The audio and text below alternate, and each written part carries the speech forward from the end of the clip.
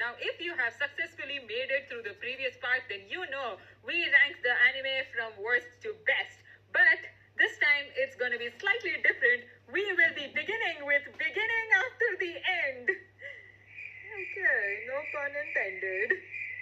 So beginning after the end is a pretty enjoyable anime if you are under 4 years old or if you are suffering from dementia in an old age home somewhere.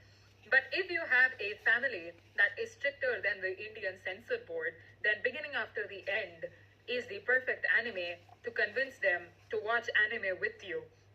Now, beginning after the end revolves around this guy, King Arthur, who is actually a reincarnation of a ruthless King Grey. And King Grey looks like a discount Canute from Vinland Saga. Now, beginning after the end is kind of a torture in the first 5 episodes with its basic storyline and ChatGPT level writing and its PowerPoint presentation level animation.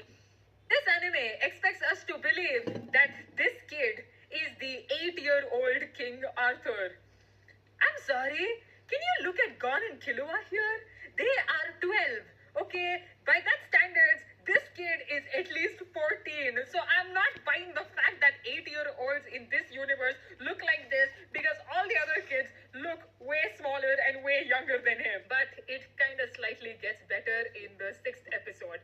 And beginning after the end has an irritating cast of voice actors. Like, you cast this voice actress to be there for King Arthur, but you cast this voice actor with an irritatingly deep voice as King Grey, who narrates his inner monologue and also every scene that is happening in the movie.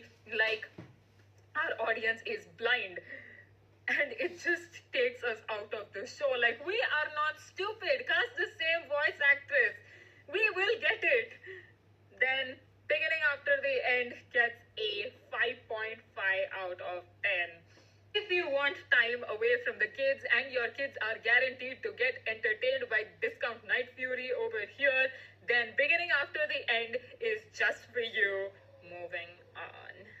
So the next anime on this list is I'm the Evil Lord of an Intergalactic Empire, and this anime is a very, very derogatory parody of Dune. Okay, like, our main character here is an evil lord, sure, but it mostly revolves around him having a robot that can only be used for intercourse and not for any other technological purposes. So I just had a very tough time going through this anime. Let's give this anime a 3.5 out of 10 because it is just that trash. But if you are into killing your brain cells, then this anime is just for you. Moving on. So the next anime on this list is Kakushite Makina-san. Now, this anime has a very, very derogatory premise, but nonetheless, I kind of enjoyed the first 5 minutes of the anime more than I enjoyed Please Put Them On Takamine-san, because this anime revolves around our Makina-san, who is a robot. And how do we know that she's a robot? It's because she repeatedly tells you, and her leg comes off from time to time. So our main character Eita here just has to fix it. So my guy is traditionally an orthopedician for robots. Now, Kakushite Makina-san is for all you hentais out there.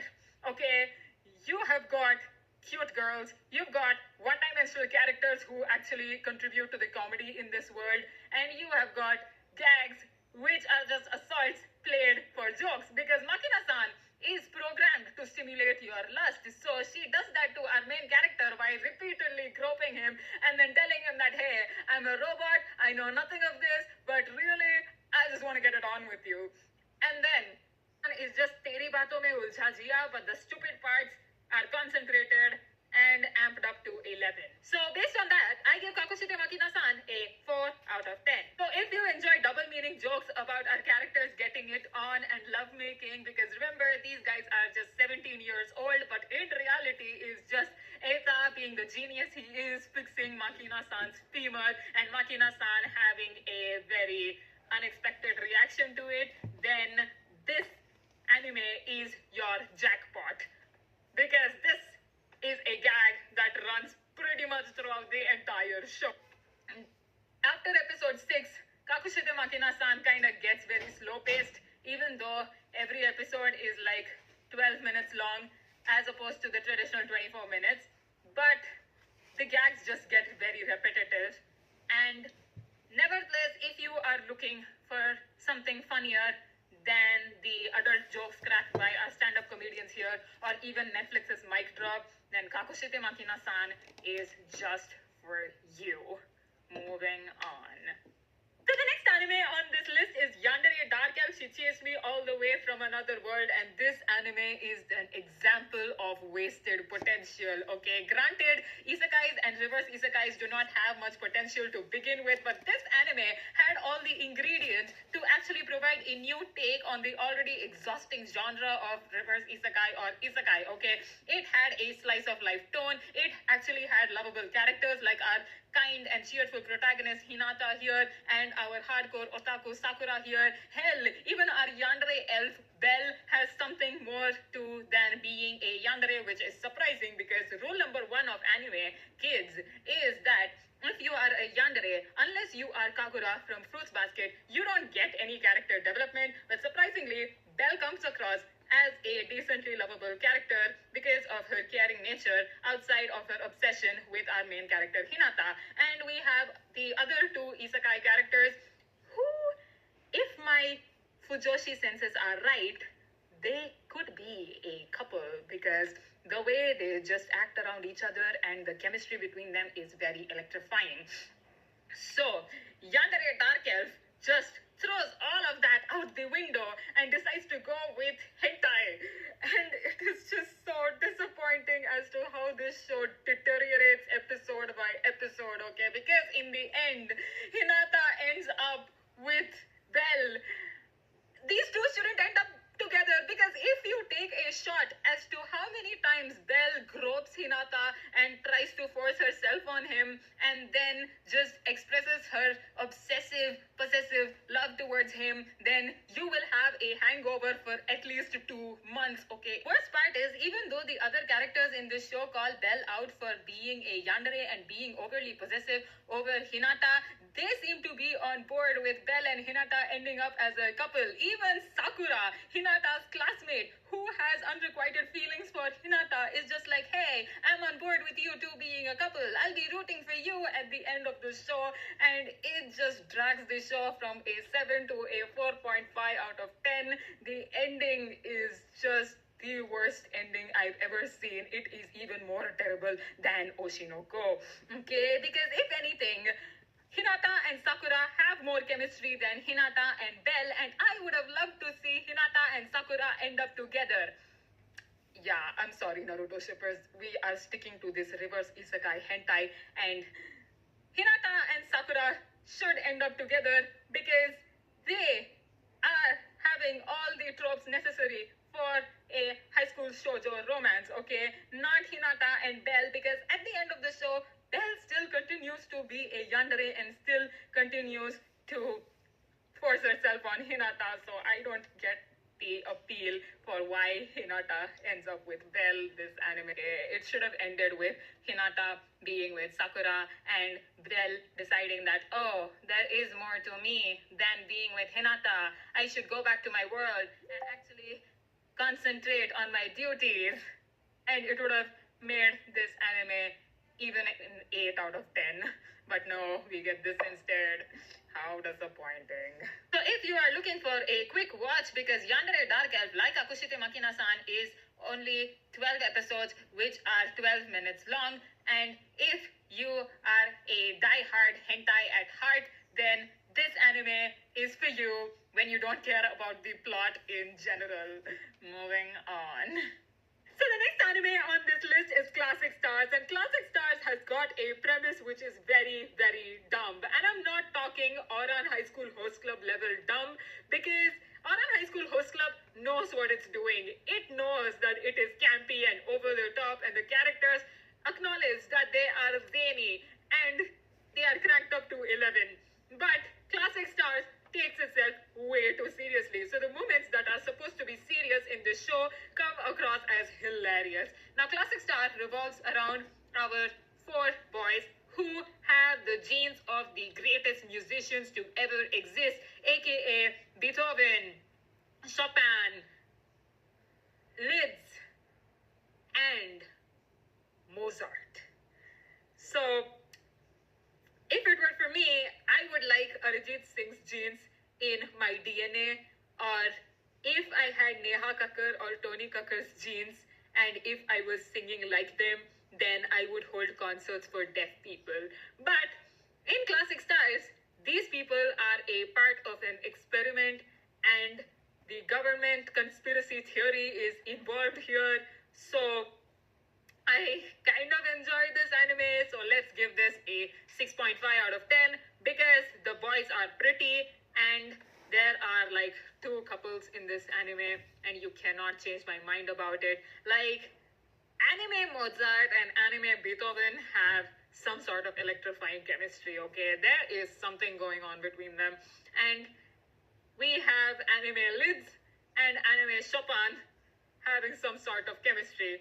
So it earns brownie points for the yaoi element in it. But overall, Classic Stars has this CGI level animation that makes Adi Purush look like a masterpiece. And for a music anime, it is a good introduction to J-pop, but none of the songs stick with you. So if you just like pretty boys dancing and singing and having some level of chemistry between them and having the worst references to your favorite piano musicians, then this anime is just for you. Moving on. So the next anime on this list is Lazarus, and Lazarus is animated by MAPPA, aka the same studio that gave us great hits like Jujutsu Kaisen, Attack on Titan the final season, Hell's Paradise, and so much more. So naturally, my expectations for Lazarus were sky high, if not good. And Lazarus kind of delivers on those expectations because the premise of Lazarus is very interesting. It revolves around this scientist, Dr. Skinner, who invented a medicine that can relieve us of any sort of pain and just disappears for 3 years, radio silence, no trace of him. But when he comes back after 3 years, he's just like, hey, this is all a part of an experiment, and I have seen that humans become very apathetic when pain is taken away from them. So humanity does not deserve to live. Wait, guys, I just gotta make an important call right now. Hello? Yeah, Eren Yeager? Yes. Dr. Skinner is here. Would you like to meet him? Yeah, he is going to carry out your genocide plan without fail. Yeah, see ya. Get here ASAP. Now, Lazarus gets an 8.5 out of 10 because the characters are amazing. They have this Suicide Squad level of chemistry, and it just got me thinking after seeing the premise, like, okay, a terrorist scientist who wants to wipe out the world. Is he hiding in Pakistan? Because the job of our main characters here is to find Dr. Skinner in 30 days, and if they don't, then the entirety of humanity would be vanished. So naturally, our characters try and fail to find Dr. Skinner in each episode, and it is very entertaining. You can tell MAPPA animators had so much fun animating this because the set designs look great, the character designs look great. Axel is really, really charismatic, and so are Doug and Elaine, and their backstories are really good. And the mystery around Lazarus is very, very captivating. So if you are scarred by the use of Lazarus Pit and the plot holes it had in the Arrow show and the Felicity Oliver storyline, then Lazarus is just for you. Moving on.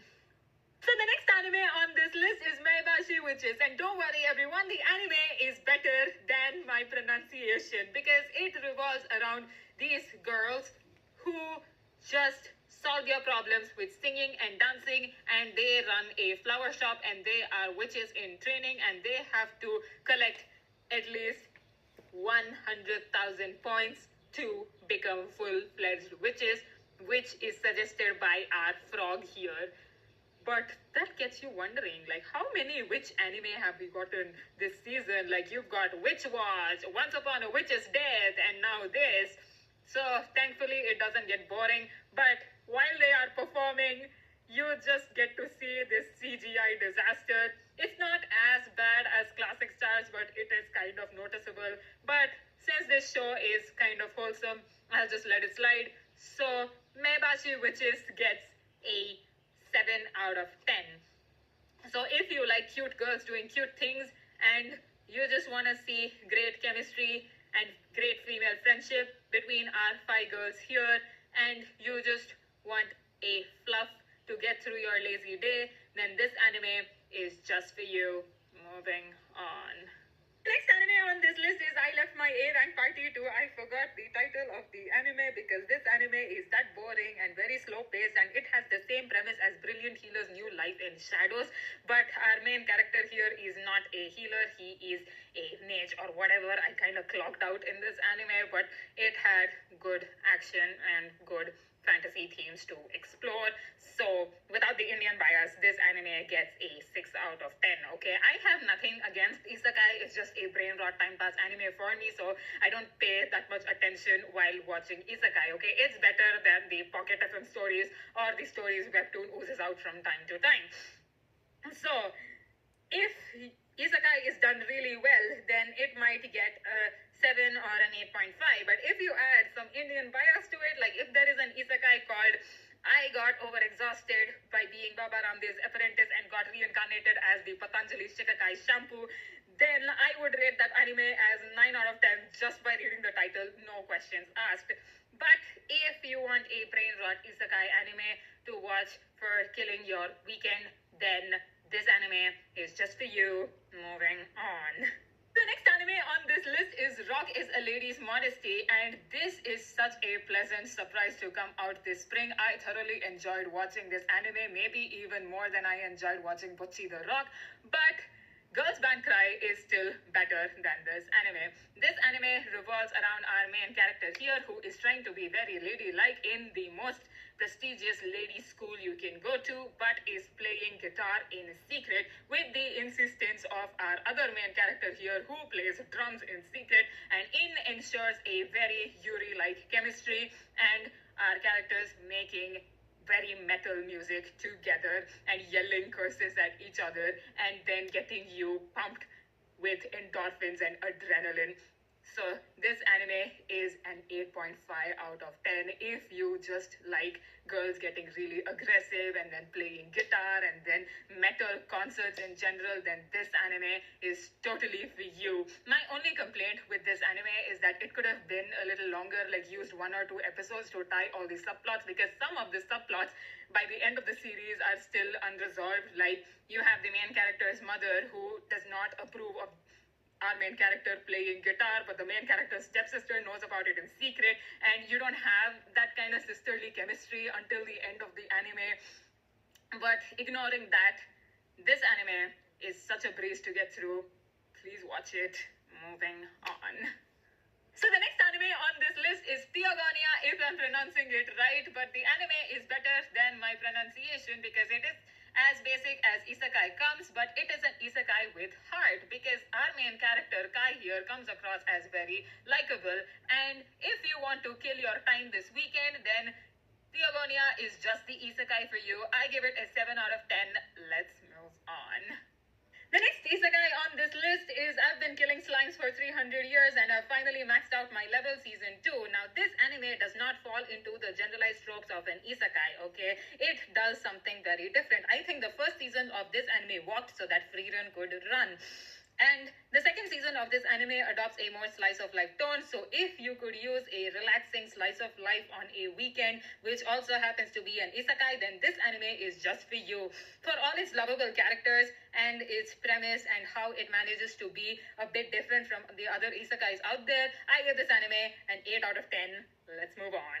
The next anime on this list is Shoshimin How to Be Ordinary Season 2. With the heartbreaking note that Season 1 left us with, I was excited for this season, and this season is very mind-bending. Because for those of you who don't know, Shoshimin How to Be Ordinary is anything but ordinary. And it starts off as your typical slice of life romance anime, but it has elements of seinen and detective anime tropes mixed into it, which makes Shoshimin very refreshing and very interesting. It just brings something unique and new to the table. Now, Shoshimin Season 2 is neck to neck with season 1 in terms of writing, but it is very extraordinary in direction. Sashimi in season 2 does not go in a chronological order because season 1 goes in a chronological order and it's easy to keep up with the story until the mystery is slowly revealed to you, while in the first episode of season 2, you feel like you are somewhere thrown in between the show and you have skipped few episodes. So the actual first episode of Sashimi in season 2 is the finale, aka episode 12, and then it goes backward and middle from that. And it is very easy to get messed up in this because Sashimi in season 2 actually runs into two timelines, one in the past, one in the present, and it is easy to actually act like a plot hole magnet with that sort of direction, but thank God you actually understand everything by the end of the show. And the issue I have with Sashimi in season 2 does not have anything to do with the quality. It sometimes even exceeds season 1 in terms of the mystery because Sashimi in season 2 leans more into the detective aspect of the story rather than the romance. However, our main leads have incredible chemistry together and that shines even more in season 2. So we'll give it points for that. But if you suffer from ADHD and if you get distracted easily, Sashimi is not for you. And Sashimi cannot be watched week to week because this show demands your full attention and expects you to remember each and every detail that is mentioned, and it rewards you for it by explaining it in the later episode so you can have a eureka moment. And if you binge the show week to week, there is a possibility you might not remember what happens in the previous episode, or if you have ADHD and get distracted, then you might not pay attention to some of the very important dialogue this show says to you because every dialogue in this show is very important. And season 1 ends with a truck burning. So you don't understand the significance of it until the end of season 2. Very beautifully crafted. So Sashimi season 2 gets an 8.5 out of 10. If you like your shoujo anime with mystery and complex characters and different themes, then this anime is for you. Moving on. So the next anime on this list is Devil May Cry, and I have not played the games this anime is based on, but I wouldn't call it anime either. But since it has anime level fights and anime level voice acting and anime level premise, let us just call this an anime. So Devil May Cry is as mid as it can get. I will give this a 7 out of 10 because our main character Dante is charismatic, sure, but you people saying that he's more handsome than Gojo just shows how blind you guys can be. Like, Dante is not Gojo, okay? Although he is very charismatic and badass in some instances, but I have a problem with this character lady who is just weird. Like, she just cusses in every sentence possible, even when it's not necessary, and she is feisty, sure, but what she does at the end of the season is very unforgivable. Like, after all you've been through, you still betray Dante. Like, woman, have you got cotton for brains? And also, lady gets to crack the most amount of Rabbit jokes, and Rabbit's backstory is very compelling, and Rabbit is our main villain here, so she could have also cracked a joke on how Rabbit could reproduce to 100 babies, but it's alright, I'll let it slide. And if you like badass action sequences, and if you have played the game Devil May Cry but want to see a very mid adaptation of it, then Devil May Cry is just for you. Moving on. Next anime on this list is a slice of life by the name Satsukabi Tatsu Journey, and what a journey it was, because this anime teaches you that if you are having writer's block of any form, like if you're not getting ideas to write or if you're having issues with publications, then just take your besties and go around a trip to the entirety of Japan, including the countryside. And this anime is wholesome, but I rank Food for the Soul above it, and it also teaches you how to be a tourist in Japan. So if you are planning a trip to Japan with all your besties, then watch this anime before going there to actually know how the bullet trains work and to not get lost on your station and to actually get hotel bookings at an adequate time. But if you are looking to be a writer, then this anime is your closure because the ending of this anime really pays off. So I give this anime an 8 out of 10. Let's move on. Next anime on this list is The Two Perfect Saints. My fiance left me, so I was sold off to another kingdom. And while watching this anime, I had a stupid grin on my face because this anime is everything beginning after the end should have been. It has that charm that takes you back to being a kid, back when your mom can read you fantasy stories, and it is a pretty enjoyable anime because the characters are very colorful. They don't feel like anime tropes. And here, the first episode is basically the title of the anime, where our main character, Saint Philia, does not know how to smile, but she is the most powerful saint around, and her family is too stupid enough to realize that, so they sell her off to this kingdom where everything is really too good to be true. The people love her, the prince appreciates her abilities, and she just has very, very loyal friends. I had a blast watching this anime, so let's give this anime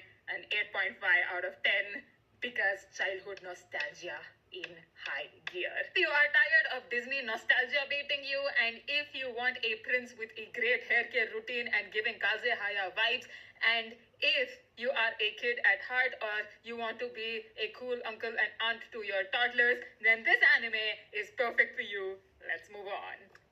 Next anime on this list is Compass 2.0. Now, if you are into sci-fi, robot, chaotic anime with Gintama level humor, then this anime is just for you. It takes you back to being a 5-year-old kid, and I gave it a 7 out of 10 because it has kind of decent action sequences and it is kind of a decent watch. So if you want to relive the memories of you being 5-year-old, then please switch your brain off and watch this anime. Moving on.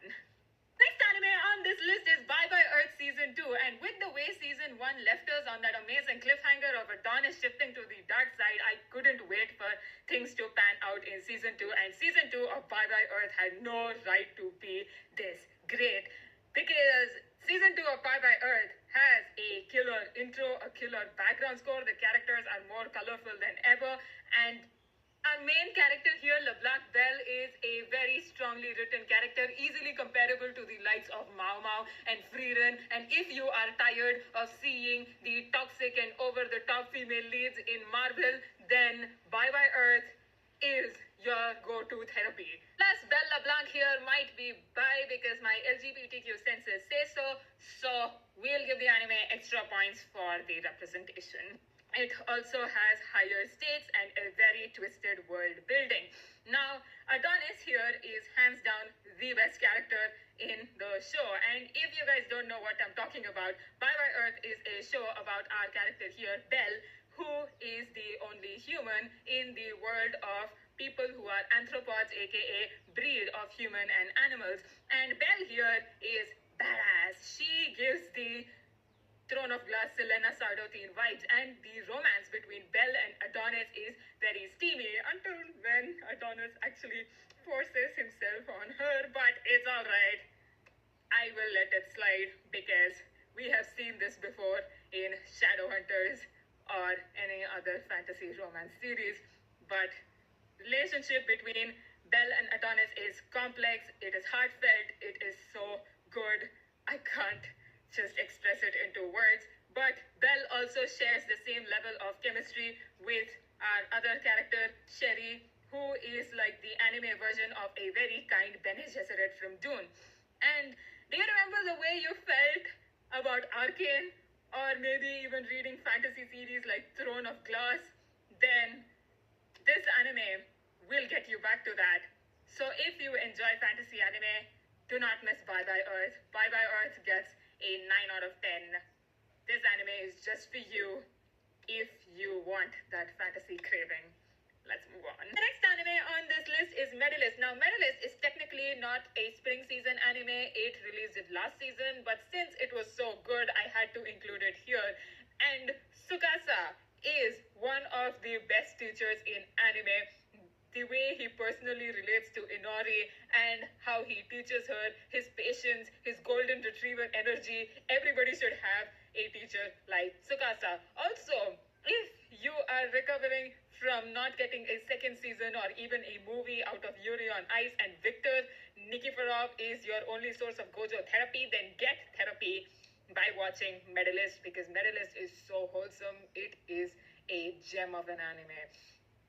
Now, Medalist makes you care more about ice skating and makes you want to see Inori achieve her dreams, because as you know, if you don't start ice skating by 5 years old, then your career in that field is basically dead. And that's what happened to our Tsukasa here, who skates like a dream, by the way. It's just, I fell head over heels for him after seeing him skate, because the animation is that good. It does not resort to the CGI mess that most of the instrumental anime resort to, and I'm really happy for that. It makes you feel like you are in the audience and you are watching people ice skate. The camera work is spectacular. So Medalist gets a 9.5 out of 10. I love this anime. I love its colorful characters. I love how they just establish everything and how I can relate to Inori on a personal level. Like, Inori is just me as a kid. And my only complaint with Medalist is that it wasn't longer. I could have easily used 10 more episodes and a little more drama, but it's alright. This anime kind of gives you a very cozy hug. So if you need that, then this anime is perfect for you. Moving on. So the next anime on this list is Black Butler, the Emerald Witch arc. And I think this arc is the best arc in the series so far, because here you see a different side to all of our characters, and you kind of see our characters struggling a little bit with the mystery of this season. Now, Black Butler has always been a great show, but it is criminally underrated. So I don't blame you guys if you don't know this. But if you are into the supernatural stuff with mystery, or you really missed how good the first 5 seasons of CW Supernaturals were, and you really missed the vibe of Grimm, then this show is totally for you. I give Black Butler, the Emerald arc, a 9.5 out of 10. Okay, so Black Butler is about this kid, Shield Phantom Hive, who is like if Eren and Mikasa had a kid and was adopted by Levi. Now, our Shield here has just lost his parents, and it still remains a mystery. We are not given a very clear explanation to how his parents died, but he just gets kidnapped by a freak crowd, which accesses him to a ritual that makes him summon a devil, Sebastian. Now, Seal, on his dying breath, makes a contact with Sebastian that, hey, according to the contract, if I strive for revenge towards my parents, and if I am burning with this hatred, then you will remain my butler. You can have my soul.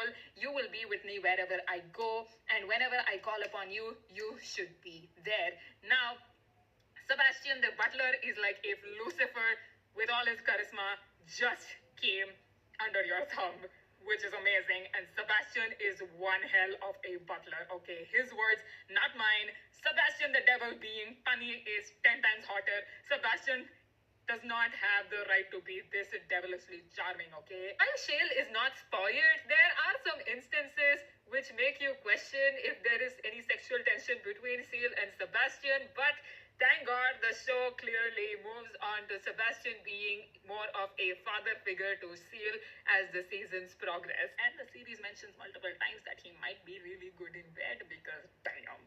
Now, Sebastian, in the previous seasons, just goes through a mystery like a breeze. He can do anything. He is overpowered as hell. And I think that's nitpicking, but like, please, draw the line somewhere, okay? And we also have the Grim Reapers in this series who just fawn over Sebastian and then be like, okay, this person is going to die. They just add to the mystery. And Black Butler in this season has a killer intro. It has this eerie tone to it that sucks you in the series.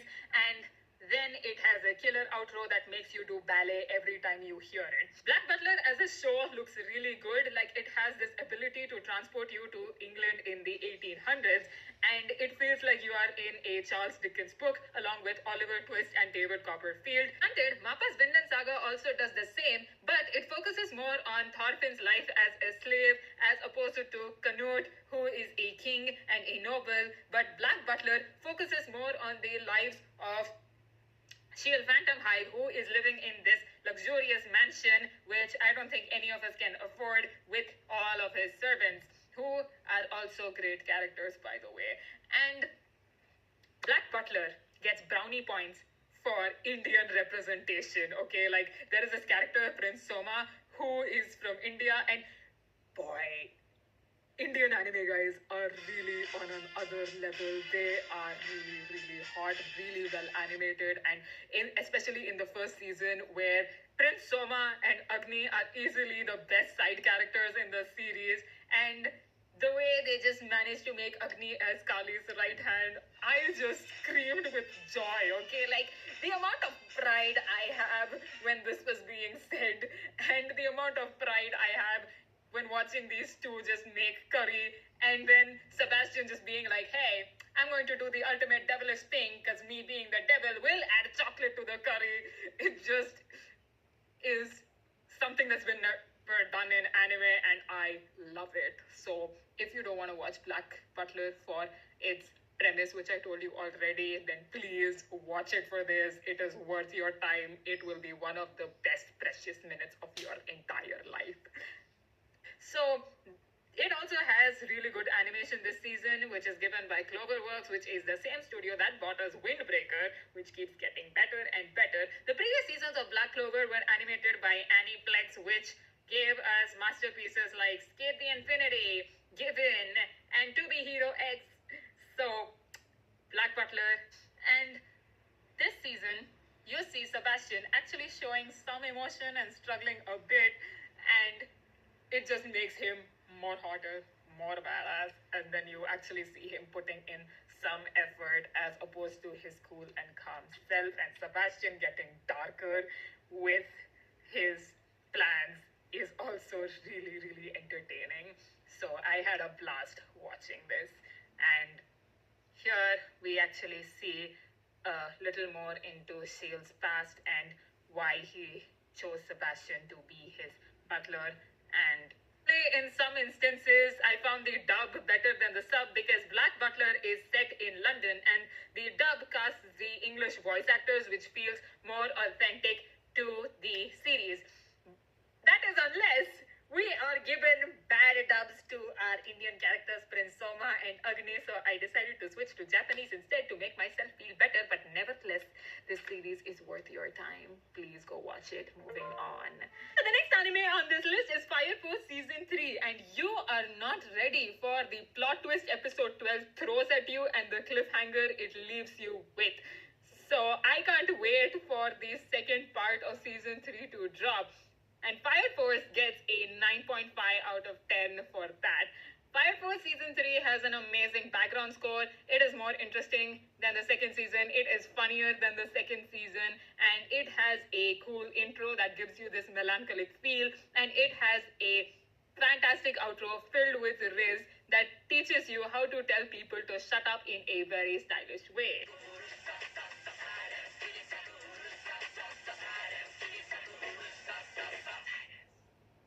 Now, for those of you who are wondering what I'm rambling on about, then watashi no kawaii kodomodachi, kids. We've all seen Luffy laugh in One Piece and smile all the time. Did you ever wish that smile was more devil-like and friendly at the same time? Then you've got our main character Shinra here, who is essentially Barry Allen and is nicknamed Devil Feet, but he can ignite his foot on fire at will and then just run at top speed. And if you wished Hisoka from Hunter x Hunter was a little less creepy and a little more cooler and had the voice of Nanami, then you've got Joker here, who is by far the most cool character in the show. Fire Force gets more interesting as the seasons progress because Like, season 1 is just very basic in terms of the premise. Like, you've got our main character Shinra here, who is a basic shonen protagonist. He just wants to be a hero because of his promise to his dead mother and his brother. But at the end of season 1, he just learns that, okay, my brother is alive and my mother is turned into a monster, but still I will persevere and I will be a hero. But the second season just ups the stakes and then expands on that world building by creating this connection which our main characters have, and it just hits harder, the stakes are higher, and it gives a very nice build up for season 3. Now, season 2 also has one of the best character developments. Like, take our Tamaki here, who was treated as an eye candy in season 1, but in season 2, she actually acknowledges it and then trains to be a better fighter and actually becomes useful to the team. So, this is peak, unlike the other anime characters who take an eternity to show an ounce of character development. Yes, Sakura from Naruto, I am talking about you. But Fire Force also gets funnier as the seasons progress. Like, this season is damn funny in its moments, especially what they did with our Captain Obi here. And also, who names their kid Vulcan? It's like you want the kid to become an engineer. This is the biggest fun of the show. And if you didn't get it, then Vulcan, aka the Roman version of the Greek god Hephaestus, who is the god of machinery and blacksmiths, is the engineer of the team. It's like naming your architect as architect, or naming your teacher as teacher, or naming your doctor as doctor. Like, who does that? It's so on the nose. So, if you just want characters throwing fiery punches at each other and having this fiery aura around them as they train harder, then looking very hot, no pun intended, then Fire Force is just for you. So that is my lineup on the review of the Spring 2025 anime. If you think I have missed some of them, then please feel free to recommend them down below in the comments, and I will make sure to release a review or an analysis video after watching them. And if you have made it till here, congratulations, you are a tough one and you can overcome any obstacle in life. Arigatou gozaimashita. Thank you so much for making it till here. It means a lot. Sayonara. Itakimasu. Kiotsukete.